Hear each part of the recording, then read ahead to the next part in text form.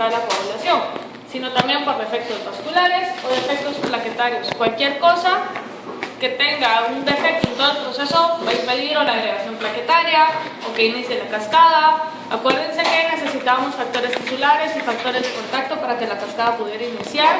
Si en algún caso esto no empieza, nunca va a empezar la cascada, ¿sí? Entonces hay un montón de patologías acá y las que sí vemos en la clase son las hemofilias, ¿sí?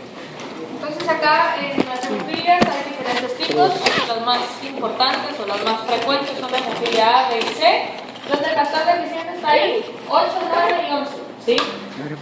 Si se fijan, las primeras dos son ligadas al cromosoma X. Quiere decir que cualquier hombre que herede un cromosoma defectuoso va a expresar la patología, ¿sí? Mujeres pueden o no pueden presentar hemofilia A y B. Pero tienen que tener los dos padres. Ambos padres tienen que ser portadores. Si el papá es portador, el papá es enfermo, ¿sí? La mamá tiene que ser portadora. Entonces, en esos casos, los hijos sí, las mujeres pueden nacer con hemofilia A o B. Y la hemofilia C es una autosómica dominante. ¿Qué necesito acá? Uno o cualquiera, ¿sí? Quiere decir que hombres y mujeres van a presentar patología acá, ¿sí? Con cualquiera de los padres. Bueno, en el caso, acá sería la madre la que tuviera que heredar el gen acá, ¿sí? Bueno, hemofilia adquirida puede ser porque aumentan anticuerpos antifactor 8. Esto es básicamente enfermedades autoinmunes en la cual el mismo anticuerpo es creado contra un antígeno. La diferencia es que el antígeno es parte de un sistema o con un funcionamiento normal dentro del organismo, ¿sí? El mismo sistema inmune ataca el factor 8, forma complejos antígeno-anticuerpo como los que ya hablamos en algún momento. Los complejos antígeno-anticuerpo entonces son reconocidos por las reacciones constantes, son degradados por cascadas del complemento, cosas que van a ver en inmuno, ¿sí? Etcétera. Lo que quiero que vean es que el factor 8 se está degradando como que fuera un antígeno. Quiere decir que estos pacientes van a presentar toda la sintomatología como una hemofilia A, ¿sí? La diferencia es que puede ser tratada entonces con esteroides, que los esteroides lo que hacen es disminuir la respuesta inmune y por lo tanto hay menos anticuerpos y el factor 8 puede expresarse, ¿sí? No necesitan necesariamente la administración del factor 8. La terapia van a ser precipitados que son concentrados de factores y se recuerdan en el último día de clase hablábamos de eso, que una persona que tuviera deficiencia de uno de los factores que fueran lábiles necesitaban entonces concentrar los diferentes plasmas. Hablábamos aproximadamente a un crioprecipitado salía de 10 donadores, ¿se recuerdan de eso? ¿Sí? ¿Quién era el otro factor lábil? ¿Quiénes son los factores lábiles?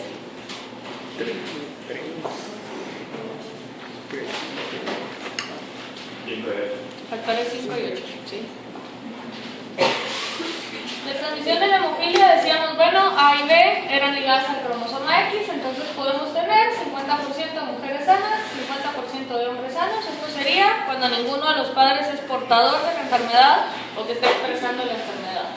Al momento en que tenemos acá, si se fijan, el papá es hemofílico, la mamá es sana. En ese caso nosotros tenemos 50% de mujeres portadoras, ninguna enferma, y 50% de hombres sanos, ¿sí? Porque el papá lo que hace es expresar entonces el cromosoma Y, ¿sí?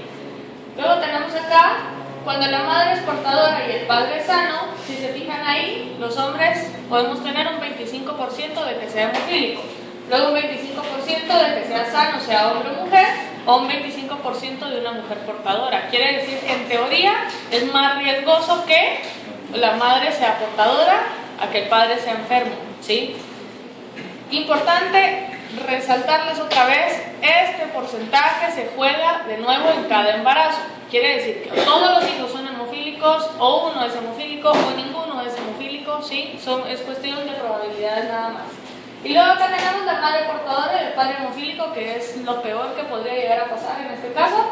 25% de mujeres hemofílicas, 25% de mujeres portadoras, 25% de hombres sanos y 25% de hombres hemofílicos, ¿sí? Si se fijan, las probabilidades de que el hijo sea completamente sano son muy bajas, ¿sí? Bueno, hay diferentes tipos de hemofilia dependiendo de cuál sea la deficiencia del factor. Acuérdense que el factor no necesariamente va a estar en un porcentaje del 0%, o sea, va a haber coagulación, pero va a ser deficiente porque las concentraciones plasmáticas no van a ser las adecuadas. En base a eso las podemos clasificar como leve, moderado o grave. Si se fijan, ahí está el porcentaje del factor. Hay más del 5% o más del 25% y con eso todavía puede haber una coagulación, pero los niños o los pacientes van a estar expresando lesiones traumáticas que van a sangrar exageradamente, ¿sí?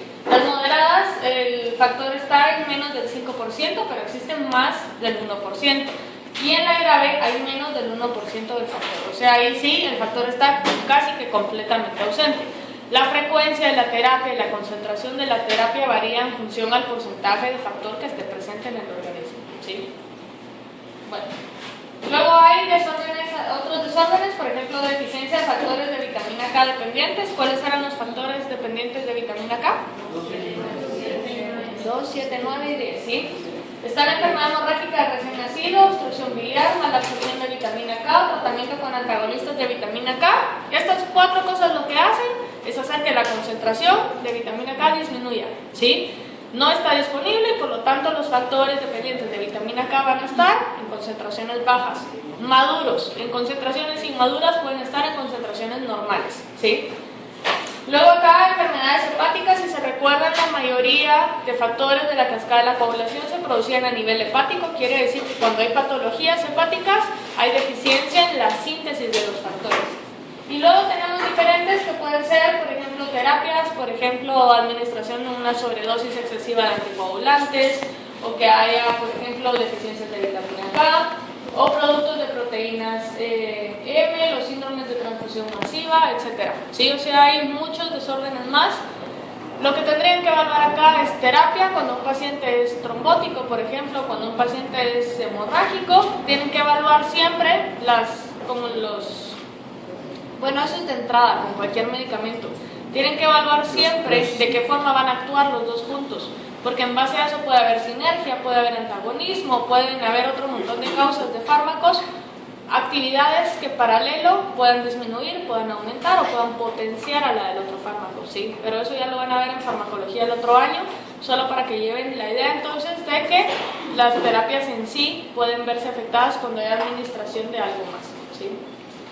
Bueno, el otro extremo a la parte hemorrágica sería la parte trombótica, ¿sí? Entonces el trombo sería la masa sólida o tampón formado en la circulación a partir de componentes sanguíneos. Si se recuerdan, la parte de fibrinólisis era necesaria para que ese trombo se deshiciera. A veces los pacientes que tienen deficiencia, por ejemplo, si se recuerdan, hablábamos de que necesitábamos al alteplasa, por ejemplo, o necesitábamos en este caso al plasminógeno para que se convirtiera en plasmina y que eso degradara el trombo. Algunos pacientes que tengan deficiencia de estas sustancias pueden prolongar la vida media de los trombos y eso genera el otro extremo. El trombo se tarda mucho en deshacerse o el trombo hay una tendencia a formarlo muy fácil. ¿Se recuerdan que hablábamos de la deficiencia de antitrombina 3? Que decíamos la antitrombina 3 lo que hacía era detener la coagulación, ¿sí? Cuando hay deficiencia de vitamina 3, de antitrombina 3, entonces hay una procoagulación, ¿sí? Los pacientes tienden a ser trombóticos entonces. La trombosis entonces puede generar isquemia o embolización y se puede producir una reacción de acumulación plaquetaria por daño en la pared vascular. ¿Han escuchado hablar del síndrome metabólico? ¿No? ¿Nadie? ¿Síndrome metabólico? ¿No? ¿Qué es un síndrome? ¿Cómo definen un síndrome? Un conjunto, ¿sí? No estamos hablando de una cosa, sino estamos hablando de una serie de factores que generan una patología, ¿sí? El síndrome metabólico es como bien popular en esta época, porque el síndrome metabólico está relacionado a la obesidad, está relacionado a la diabetes, está relacionado, por ejemplo, a la falta de ejercicio, a padecer de infarto, por ejemplo, y todo tiene relación con un estilo de vida poco saludable, ¿sí? Los pacientes son muy sedentarios, no hacen ejercicio, comen mucho, por ejemplo, grasas trans o muchas comidas saturadas de grasa, etc. Una de las predisposiciones o parte del síndrome metabólico es la aterosclerosis, que se da por daño a nivel vascular que favorece el depósito de trombos o el depósito de plaquetas en la pared. Se ha visto que fumar favorece ese daño vascular, quiere decir que si hay factores de inflamación a nivel vascular, va a haber más chance o más probabilidad de que las plaquetas se depositen en esta pared vascular. Si las plaquetas se depositan, es más fácil que se forme un trombo, por ejemplo.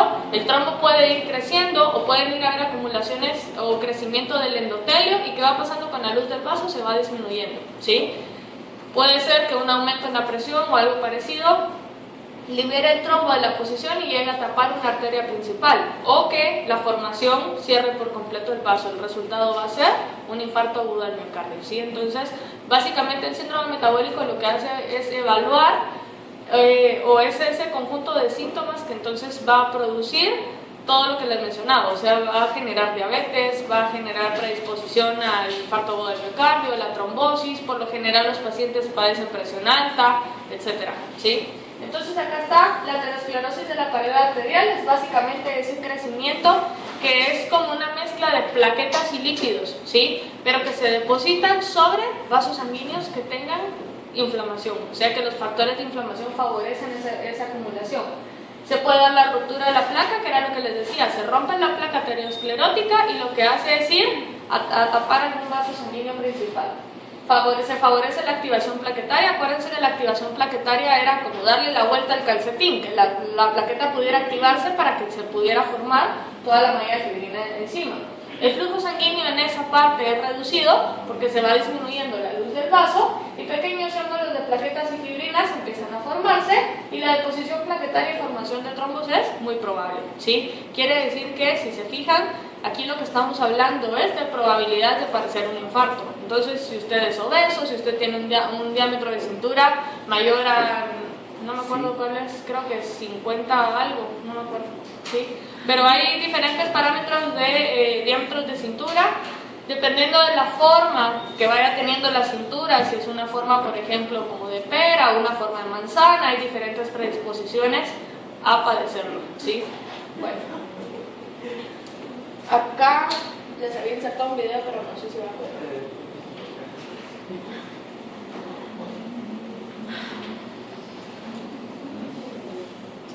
¿Son 100 bocinas? ¿No hay bocinas? No. Yo creo que sí. El resto de los vasos sanguíneos capitales es reproductivo. Cuando estos vasos son dañados, tres mecanismos básicos se activan para parar el sangrado o hemostasis. Después del tremo, inmediatamente se produce vasoconstricción para disminuir la pérdida de sangre. La polar inexpresión del factor integral del lado dañado hace que las plaquetas cambien su forma y se adhieran. Aquí bajo el vaso dañado se produce una regranulación y liberan gránulos del citoplasma que contienen serotonina, un vasoconstrictor, ADP, nitroxano A2. El ADP atrae más plaquetas al sitio y el nitroxano A2 produce regranulación, agregación plaquetaria y vasoconstricción. Tanto como el nitroxano A2 y el ADP promueven más adherencia plaquetaria y esto a su vez más nitroxano y ADP. La retroalimentación positiva promueve un sólido tapón. El siguiente mecanismo homeostático es la coagulación. El tejido dañado libera el factor 3 o promoplastina, que junto con el descanso activan el factor 7, iniciándose así el mecanismo extrínseco. El factor 12 activa al factor 11, que a su vez activa al factor 9, junto con el cofactor 8, y esto inicia el mecanismo intrínseco. Tanto el factor 7 como el factor 9 promueven una reacción en cascada, activando eventualmente al factor 10. El factor 10 permite que el factor 3, el factor 5, calcio, y el factor de protoplastina o PF3 activarán al activador de protrombina. El activador de protrombina convierte a la protrombina en trombina. La trombina convierte el fibrinógeno en fibrina. La fibrina inicia la formación de una masa laxa para luego el factor 3 promueve los enlaces covalentes que estabilizan la fibrina con fibras densas, y luego los eritrocitos se aglutinen en la fibrina y eso de formación forma el coágulo.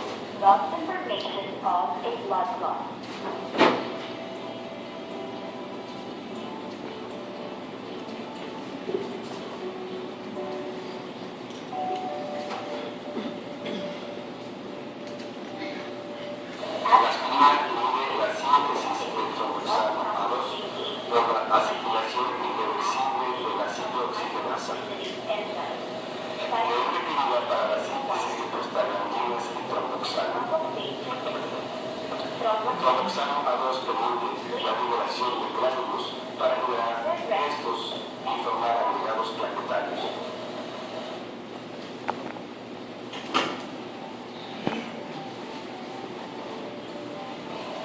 La heparina y el complejo A se unen y causan un complejo molecular inhibidor.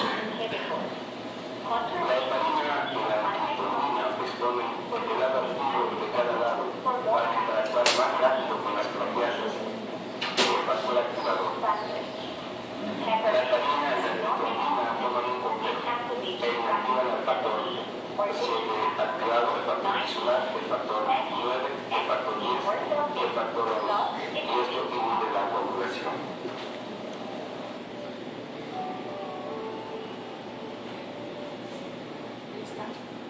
Será como el resumen de la clase. Les voy a dar 3 minutos, ¿sí? En lo que bajo la otra clase y la pongo. Que ya saben, ¿sí?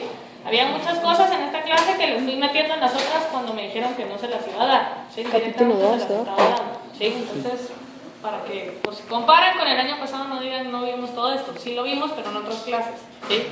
Va. Entonces, el agua es importante porque, como hemos hablado, forma parte de todo, o sea, todo el volumen celular y todas las interacciones que se forman dentro de la célula dependen del agua. Hay muchos desórdenes, principalmente de electrolitos, que generan desórdenes en cuanto al volumen de agua, volumen celular, volumen sanguíneo, ¿sí? Y eso puede afectar por completo la función de muchos órganos, principalmente riñones. Entonces, vamos a hablar un poquito de eso. Primero hoy lo que vamos a hacer es dar la introducción del agua nada más. Como les dije, es capítulo 2. Mañana empezaría con los capítulos que le dejé a Mónica la última vez, ¿sí? Entonces, se los digo para que sepan que ahí están. Esos capítulos se los dejé en español por si los quieren leer, pero en Clinical Key, ¿saben usar Clinical Key? ¿Tienen usuario de Clinical Key? Sí, ahí están todos los capítulos de la bioquímica de Benz. Entonces, ustedes pueden leer la bioquímica de Benz ahí si la quisieran. Pero está en inglés, ¿sí? Entonces, por eso les dejé la copia igual, por si quieren sacarla en español. Pero si no quieren sacar la copia o no quieren leer de la fotocopia escaneada, por ejemplo, pueden leer la versión original, ahí electrónica, en Clinical Key, ¿sí? Va.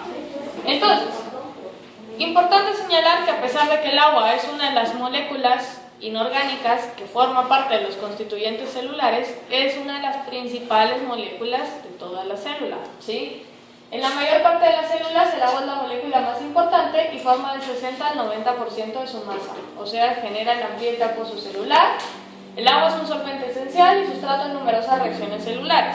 Importante acá separar la parte de sustrato, que son todas las reacciones de hidrólisis o todas las reacciones de hidratación, y el agua como solvente. Si se recuerdan de su clase de química, que espero que se recuerden, el solvente es básicamente lo que disuelve a una sustancia en el ambiente. Quiere decir que el agua en el ambiente acuoso celular básicamente está disolviendo a cada uno de los componentes celulares, disolviendo organelos, disolviendo proteínas, disolviendo carbohidratos. Sin embargo, vamos a hablar acerca de la estabilidad del agua como molécula que tenga la capacidad de solvatar. Vamos a ver diferentes ejemplos acá, pero me interesa que sepan que en esta clase no estamos hablando del agua como reactivo. De que el agua pueda utilizarse como reactivo, ¿de quién va a depender? De la enzima, de la especificidad enzimática. Si se recuerdan la parte del encaje inducido, que el sitio activo de cada una de las enzimas estuviera orientado hacia el centro, permitía eliminar a todas las moléculas de agua de esa reacción, ¿sí? Pero en las reacciones de hidrólisis o en las reacciones de hidratación yo necesito que el agua pueda entrar. Entonces, ¿qué hace esa diferencia? La especificidad que pueda tener el sitio activo enzimático. Entonces, la molécula de agua tiene forma de V, a veces es difícil verla acá, pero sería más o menos acá, ¿sí? Esa forma de V le va a conferir la polaridad a la molécula de agua.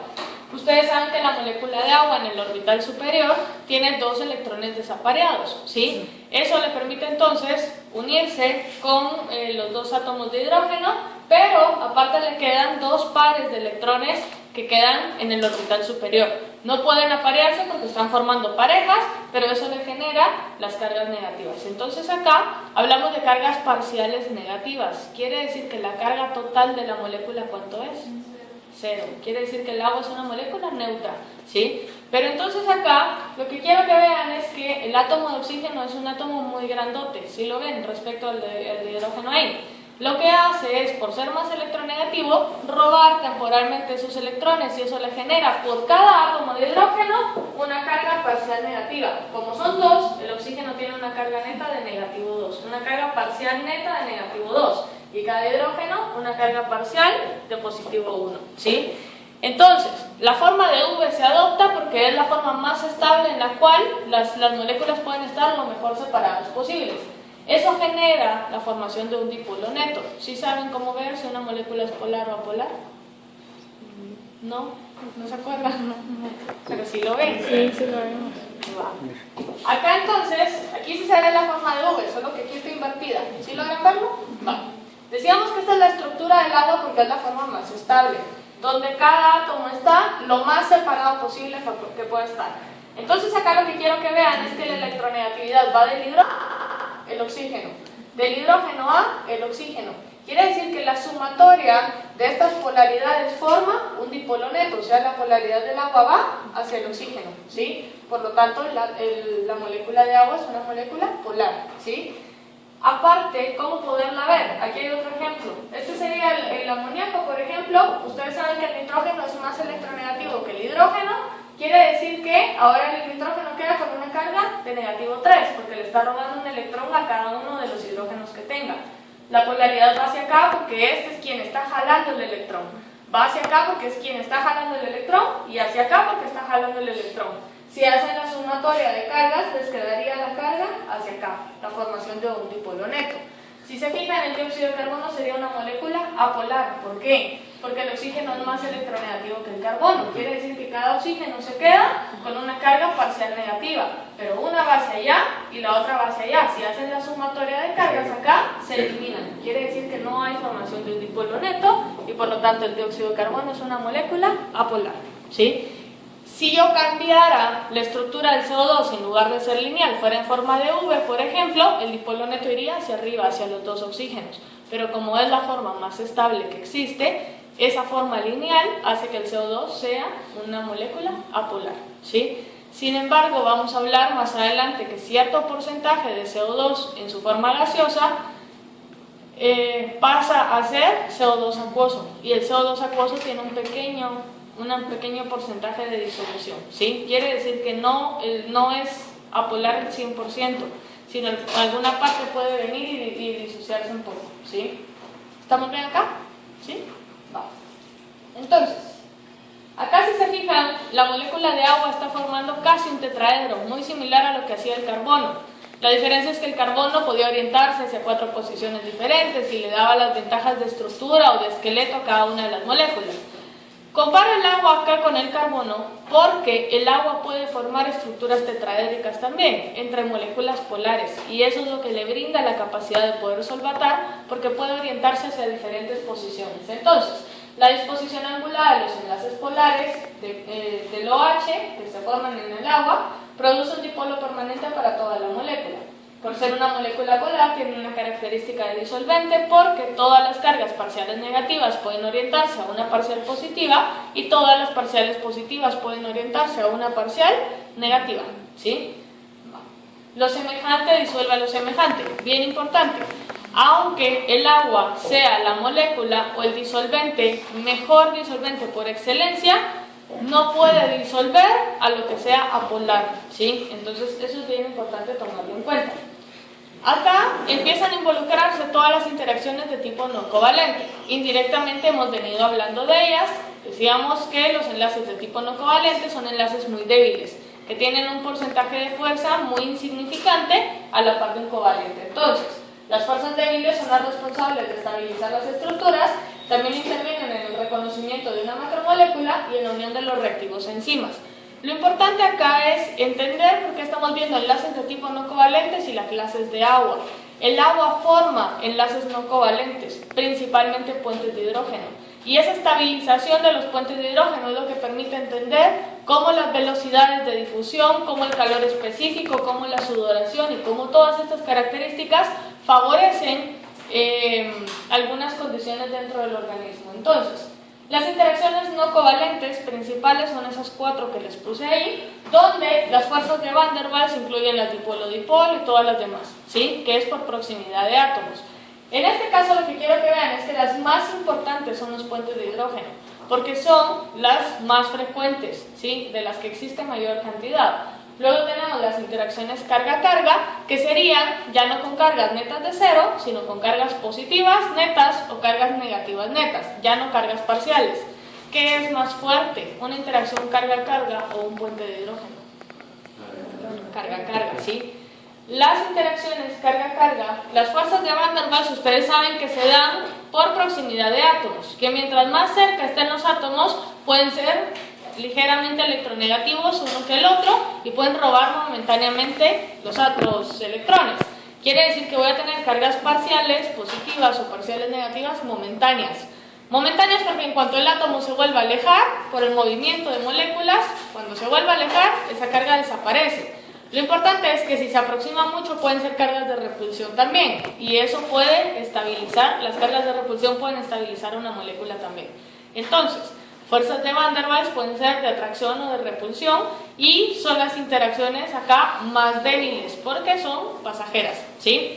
Estas 3 forman interacciones electrostáticas. ¿Qué quiere decir esto? ¿Cómo así electrostático?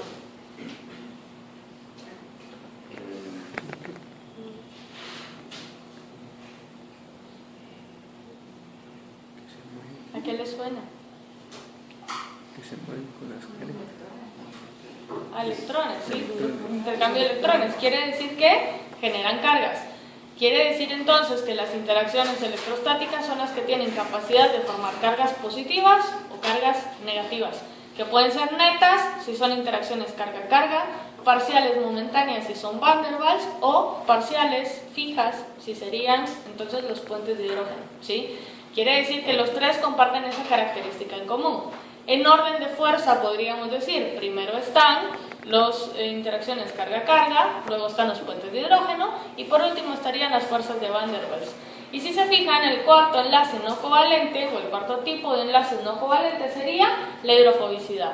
La hidrofobicidad no es más que el agrupamiento de moléculas apolares, ¿sí? No hay nada que pueda disolver ahí, vamos a hablar de eso más adelante, pero lo que quiero que quede claro es que en la hidrofobicidad o las moléculas apolares no van a generar cargas por ningún motivo, ¿sí? Lo más cercano a las cargas que pueda llegar a formar una molécula polar serían las momentáneas de Van der Waals, que se dieran por la proximidad de sus mismos átomos, pero por lo general la hidrofobicidad la forman cadenas hidrocarbonadas de lípidos, donde hemos visto que el carbono es casi igual que el de electronegativo que el hidrógeno. Quiere decir que aunque estén muy cerca no se van a generar ni fuerzas de atracción ni fuerzas de repulsión. ¿Sí se entiende hasta acá? ¿Sí? Va.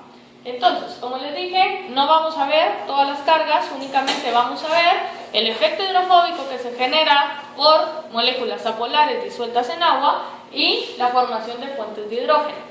Porque les dije, los puentes de hidrógeno son la principal razón por la que muchos procesos celulares tienen su propio significado, ¿sí? Entonces, los puentes de hidrógeno confieren estabilidad estructural, pero son lo bastante débiles como para romperse con facilidad.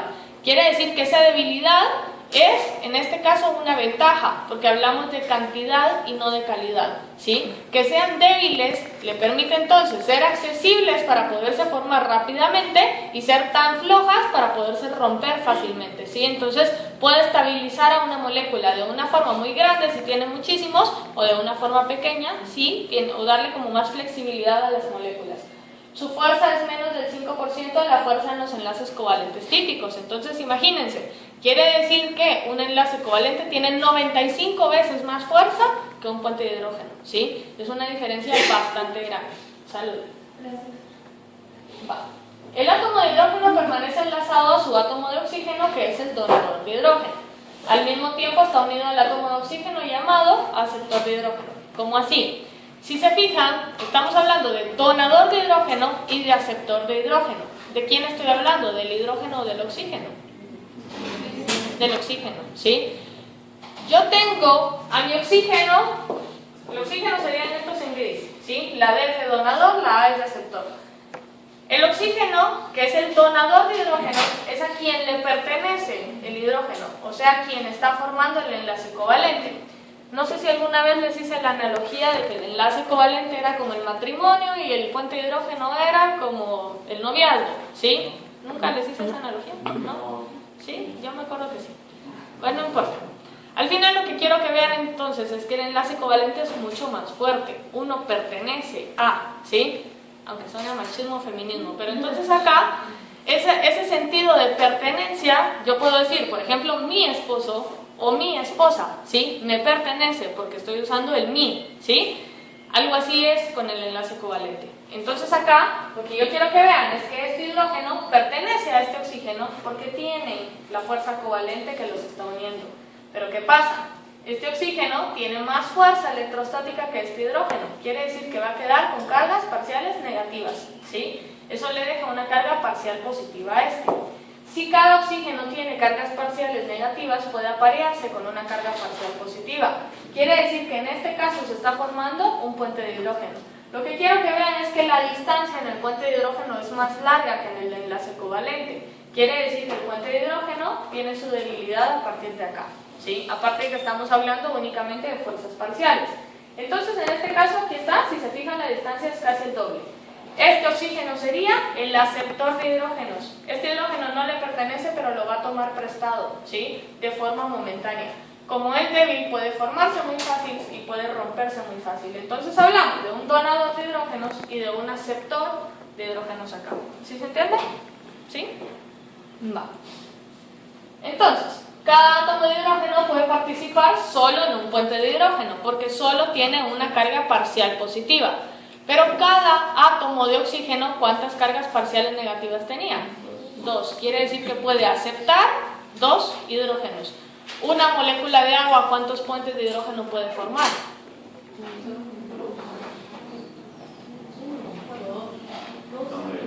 2, 4, 3, 1, 4. ¿Cuántos como aceptor y cuántos como donador de hidrógeno? 2 de donador y 2 de aceptor. Entonces acá lo podemos ver. Si se fijan, esta molécula de oxígeno tiene, este átomo de oxígeno tiene 2 cargas parciales negativas. Quiere decir que puede funcionar como aceptor de hidrógenos de 2 hidrógenos diferentes, porque cada hidrógeno solo puede formar un puente de hidrógeno, pero el oxígeno con una carga parcial negativa 2 puede aceptar 2 puentes de hidrógeno, ¿sí? Luego tiene 2 hidrógenos con cargas parciales positivas que los puede aceptar otro hidrógeno, otro oxígeno, ¿sí? Quiere decir que acá, si se fijan, esta molécula está formando 2 como donador de hidrógeno y 2 como aceptor de hidrógeno. ¿Sí lo ven? Va. Eso entonces forma en la estructura, por la orientación en la que se van formando los puentes de hidrógeno, forma la estructura similar al tetraedro que les estuve hablando hace un rato. Quiere decir que eso permite ordenar increíblemente todas las moléculas de agua y una se va a ir ordenando junto con la otra. Si ustedes echan agua sobre la mesa, se va a formar como un charquito, pero todo es una gran gota. Si ustedes funcionan 2 gotas, las 2 gotas se unen y forman una sola. ¿Sí lo han visto? ¿Sí? ¿Por qué? Porque el agua tiene la capacidad de ordenarse inmediatamente. ¿Por qué? Por la formación de puentes de hidrógeno que pueda generar. Si yo quiero seguir creciendo acá, ¿cuántos átomos más pueden formar esta molécula? 3 más.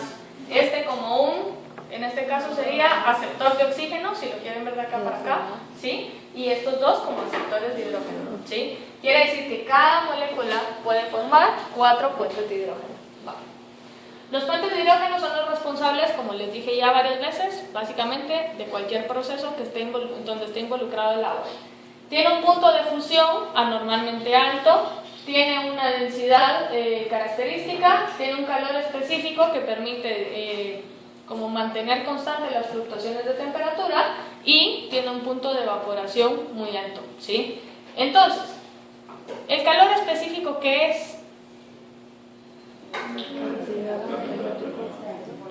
La temperatura Necesaria necesaria para elevar en 1 grado centígrado, 1 para gramo de agua. aumentar 1 grado centígrado, 1 gramo de agua.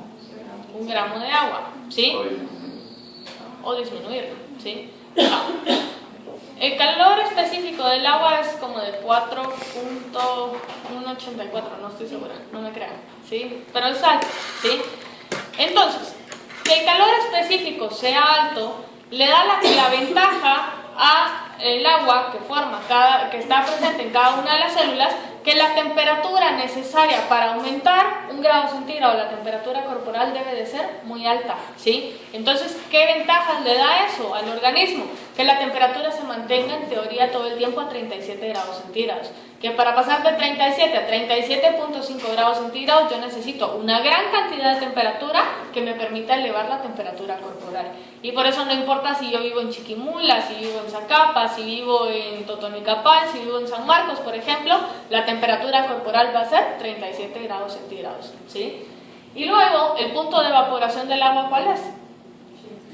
100 grados centígrados. Quiere decir que yo necesitaría 100 grados centígrados para sudar en forma de vapor, ¿sí? El organismo nunca llega a 100 grados centígrados y esa es la razón por la cual al momento en que sudamos lo hacemos en estado líquido, ¿sí? Al momento en que nosotros sudamos y perdemos esa cantidad de agua a través del sudor, le permite al organismo liberar temperatura a partir de ahí. Temperatura que está rompiendo puentes de hidrógeno, que está liberando a cada una de las moléculas de agua. Quiere decir que el calor va implícito en esas gotas de agua que uno empieza a sudar.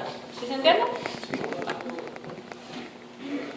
Bueno, la densidad varía según el estado de la materia en que se encuentra el agua. ¿El hielo es más o menos denso que el agua? Menos denso, y por eso flota, ¿sí? ¿Por qué creen que el agua es menos denso, que el hielo es menos denso que el agua? Agua va a ser la líquida, ¿sí? ¿Cuál es la definición de densidad? Unidad de volumen. Masa por unidad de volumen. Masa por unidad de volumen, o sea... Kilogramos por metro. No, o sea, no, las dimensionales sí, pero... O sea, ¿qué masa por unidad de volumen? ¿Qué significa eso? La masa del hielo, que el hielo tiene más masa. Es la cantidad de peso que tenga un espacio determinado, ¿sí o no? Sí. ¿Sí? El plomo, por ejemplo, es mucho más denso que todo lo demás porque cada átomo ocupa menos espacio y pesa más, ¿sí o no? Quiere decir que si yo logro separar más a los átomos, hay menos masa por unidad de volumen, ¿sí o no?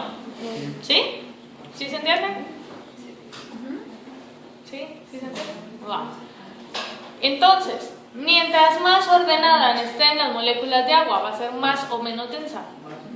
Menos densa, porque mientras más ordenada esté, más separada van a poder estar las moléculas de agua. Entonces acá, si se fijan, esta sería la estructura de moléculas de agua 100% ordenadas. No las puedo ordenar más. Cada molécula de agua está formando un tetraedro, ¿sí? Quiere decir que en este caso cada molécula de agua está formando 4 puentes de hidrógeno. Esos 4 puentes de hidrógeno que forma cada una de las moléculas de agua permite formar una malla, ¿sí lo ven? Y por lo tanto permite estabilizar toda la estructura. Esa malla genera menos cantidad de masa en un volumen determinado. No va a ser lo mismo agarrar, por ejemplo, estas 3 y juntar las 3 acá. Si yo juntara las 3 acá, la masa sería mayor en un volumen pequeño, ¿sí? Pero si yo lo veo acá, tienen más espacio y por lo tanto es menos densa, ¿sí? ¿Qué es lo que pasa al momento en que el agua empieza a descongelarse? El número de puentes de hidrógeno, ¿qué hace? ¿Aumenta o baja? Disminuye. No puede aumentar más de 4 porque máximo una molécula de 4 puede formar 4 puentes de hidrógeno. Una molécula de agua en estado líquido promedio forma 3.4 puentes de hidrógeno, ¿sí? Quiere decir que, si se fijan, aquí estaría en el estado sólido, estaría la red, estaría el orden completo, ¿sí?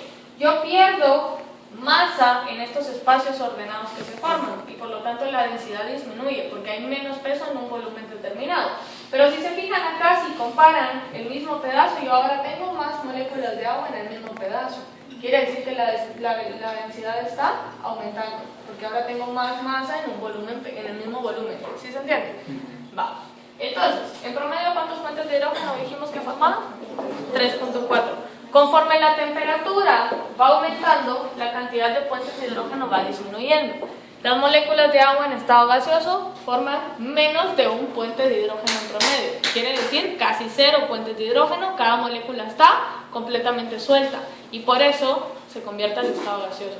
Entonces, si ustedes revisan varias moléculas, se van a dar cuenta que en ninguna hay 100 grados de diferencia entre un estado sólido y un estado gaseoso. Por lo general tienen como menor rango de temperaturas. Aunque la temperatura sea entre 50 y 110, por ejemplo, sigue habiendo menos distancia.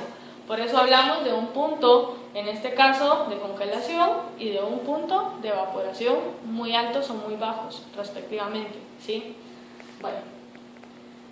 La duración en promedio de un puente de hidrógeno del agua es más o menos de un picosegundo, que sería 1 a la 12 segundos. Si se dan cuenta, cada puente de hidrógeno está durando la billonésima parte de un segundo, o sea, se forma inmediatamente se rompe, se forma inmediatamente se rompe, y eso genera una gran movilidad dentro de las moléculas de agua.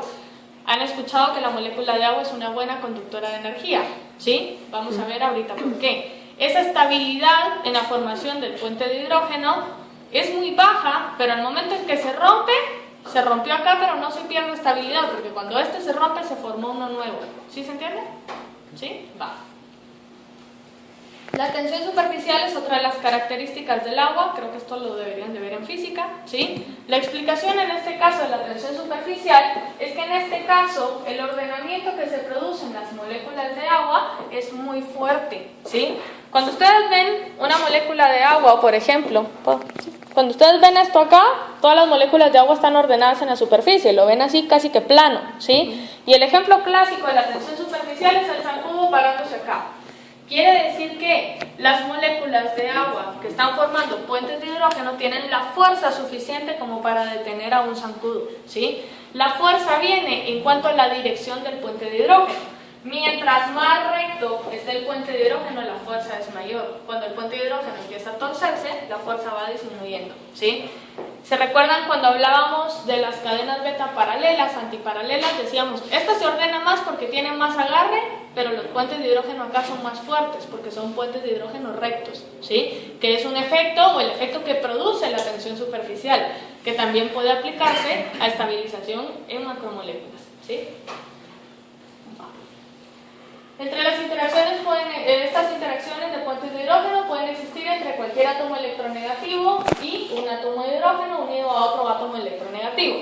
Lo importante es que yo tengo dos átomos electronegativos, uno que robe electrones y uno que pueda generar el apareamiento entre cargas positivas y negativas. Entonces, si se fijan acá, tenemos puentes de hidrógeno entre oxígeno e hidrógeno, que era lo que veíamos en el agua.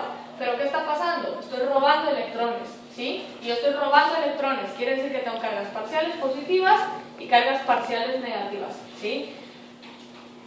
Aquí en este caso entonces, quiero que se fijen, cualquier átomo que esté de hidrógeno entre dos electronegativos puede formar el puente de hidrógeno. O sea, no solo moléculas de agua forman puentes de hidrógeno, puede ser un puente de hidrógeno entre un nitrógeno y un hidrógeno, y mientras más recto esté, más fuerza va a tener. O sea, se aplica el mismo concepto, ¿sí?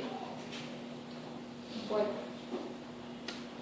Ahí está, el electronegativo y el hidrógeno, y todos los hidrógenos que están encerrados en lo verde están apareados con otro electronegativo, con el enlace covalente. Quiere decir que en este caso este sería el nitrógeno donador de hidrógenos, ¿sí? Y este sería el oxígeno aceptor de hidrógenos, ¿sí? Va. Aquí es básicamente lo mismo. ¿Quiénes serían los aceptores? Serían los donadores, ¿sí? Bueno. ¿Vamos a quedar acá? ¿Sí? ¿Alguna pregunta? ¿No? No. Mañana entonces termino agua, ya no faltan muchas diapositivas, termino agua y empiezo electrolitos, que básicamente es lo mismo, ¿sí? Porque ahí vamos a ver todas las partes de deshidrataciones, de sobrehidrataciones, hiponatremias, hipercalemias y todo eso, ¿sí? Los capítulos están chiquitos, así que les recomiendo leerlos antes de venir para que vean qué está y qué no está en la clase. Si se recuerdan, les dije que esta clase también le iba a sacar una química clínica, que son capítulos que no les voy a dar, ¿sí? Solo les estoy dando la referencia de dónde lo estoy sacando. O sea, la única forma de saber qué está y qué no está Es leerlo antes de venir a clase, ¿sí?